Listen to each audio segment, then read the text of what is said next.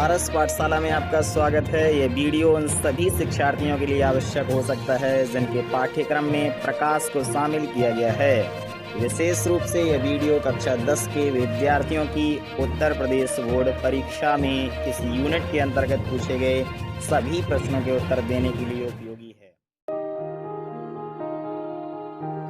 आइए देखते हैं प्रतिबिंब किसे कहते हैं। दर्पण के सामने रखी वस्तु की दर्पण में जो आकृति बन जाती है उस आकृति को वस्तु का प्रतिबिंब कहते हैं। इसकी दूसरी परिभाषा की बात करें तो किसी बिंदु वस्तु से चलने वाली प्रकाश किरणें परावर्तन या अपवर्तन के पश्चात जिस बिंदु पर वास्तव में मिलती हैं या मिलती हुई प्रतीत होती हैं उस बिंदु को बिंदु वस्तु का प्रतिबिंब कहते हैं। प्रतिबिंब के प्रकार। प्रतिबिंब दो प्रकार के होते हैं, वास्तविक प्रतिबिंब और आभासी प्रतिबिंब।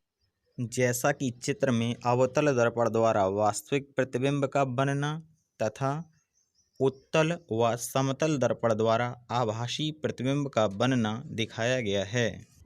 अब आइए देखते हैं क्या है वास्तविक प्रतिबिंब। किसी बिंदु वस्तु से चलने वाली प्रकाश किरणें दर्पण से परावर्तन के पश्चात अथवा लेंसों से अपवर्तन के पश्चात यदि वास्तव में किसी बिंदु पर मिलती हैं तो उसे बिंदु वस्तु का वास्तविक प्रतिबिंब कहते हैं।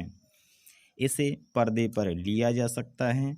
यह सदैव उल्टा बनता है, जबकि दर्पणों में उल्टा बनने के साथ साथ सदैव दर्पण के बाईं ओर बनता है। अब आइए देखते हैं आभासी प्रतिबिंब। किसी बिंदु वस्तु से चलने वाली प्रकाश किरणें दर्पण से परावर्तन के पश्चात अथवा लेंसों से अपवर्तन के पश्चात जिस बिंदु से आती हुई प्रतीत होती हैं उसे बिंदु वस्तु का आभासी प्रतिबिंब कहते हैं। इसे पर्दे पर प्राप्त नहीं किया जा सकता। यह सदैव सीधा बनता है, जबकि दर्पणों में सीधा बनने के साथ साथ सदैव दर्पण के दाईं ओर ही बनता है। अब आइए देखते हैं गोलीय दर्पण द्वारा प्रतिबिंब के बनने के नियम। पहला नियम है गोलीय दर्पण के मुख्य अक्ष के समांतर जाने वाली किरणें दर्पण से परावर्तन के पश्चात या तो मुख्य फोकस से होकर जाती हैं या मुख्य फोकस से आती हुई प्रतीत होती है। इसी का विपरीत नियम है मुख्य फोकस से होकर जाने वाली प्रकाश किरणें या मुख्य फोकस की ओर जाने वाली प्रकाश किरणें दर्पण से परावर्तित होकर मुख्य अक्ष के समांतर हो जाती हैं। दूसरा नियम है वक्रता केंद्र से होकर जाने वाली प्रकाश किरण या वक्रता केंद्र की ओर जाने वाली प्रकाश किरण दर्पण से परावर्तन के पश्चात अपने ही मार्ग पर वापस लौट आती है।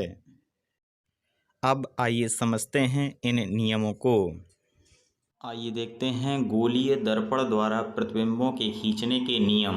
इन नियमों में पहला नियम है गोलीय दर्पण के मुख्य अक्ष के समांतर चलने वाली प्रकाश किरण दर्पण से परावर्तित होकर, ये गोलीय दर्पण हैं, इसके मुख्य अक्ष के समांतर जाने वाली प्रकाश किरण या तो मुख्य फोकस में से होकर जाती हैं। ये इस तरीके से समांतर आई और मुख्य फोकस में से होकर चली गई।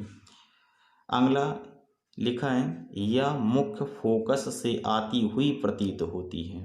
ये मुख्य अक्ष के समांतर किरण आई और परावर्तित होकर इस तरीके से वापस लौट गई, लेकिन लग ऐसा रहा है जैसे ये यहाँ से आ रही हो। इसके विपरीत दूसरा नियम है मुख्य फोकस से होकर जाने वाली प्रकाश किरण या मुख्य फोकस की ओर जाने वाली प्रकाश किरण दर्पण से परावर्तित होकर मुख्य अक्ष के समांतर हो जाती है। यानी मुख्य फोकस से होकर जाने वाली प्रकाश किरण दर्पण से परावर्तन के पश्चात मुख्य अक्ष के समांतर हो जाती है।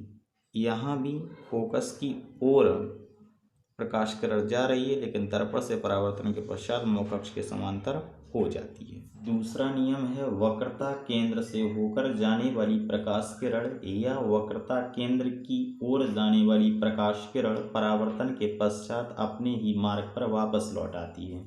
यानी वक्रता केंद्र की ओर जाने वाली प्रकाश किरण इस तरीके से गई और यहाँ परावर्तन के पश्चात अपने ही मार्ग पर वापस लौट आई।